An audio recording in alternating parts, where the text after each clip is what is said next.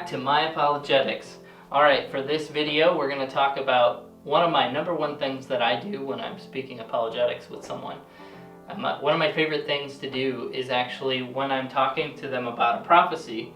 Many of us know prophecies by heart, but one of my number one things to do when I talk about a prophecy is to bring up the name of the person who wrote it and the year it was written. And the reason why I do this is because when you name the person who wrote it, it solidifies that thing in history.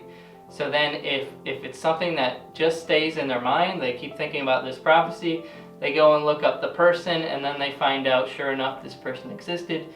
Daniel, Isaiah, Jeremiah, Zechariah, Malachi, David, all of these prophecies that are written which prove that Jesus was Messiah are things that you can verify on your own. You don't need a church to do it. You don't need any special books necessarily. You can go read these things on the internet.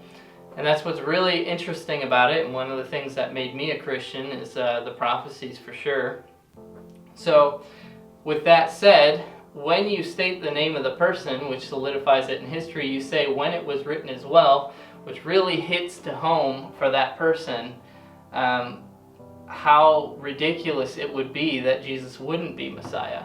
It kind of makes it seems crazy, but it's rational, Christians are not irrational because these are things that shouldn't have happened. The possibility of these prophecies taking place should have never occurred if it wasn't led by God, and that's the conclusion you have to be left with. One of those prophecies that Jesus couldn't control is like where he was born, Bethlehem, and other prophecies about him, like where his side would be pierced, or they would sell his garments while he was dying, or he would be betrayed for 30 pieces of silver for a potter's field. Like the money would be used to buy a potter's field. His bones would be broken. All of the things that impact on this is the person who wrote it and the time it was written.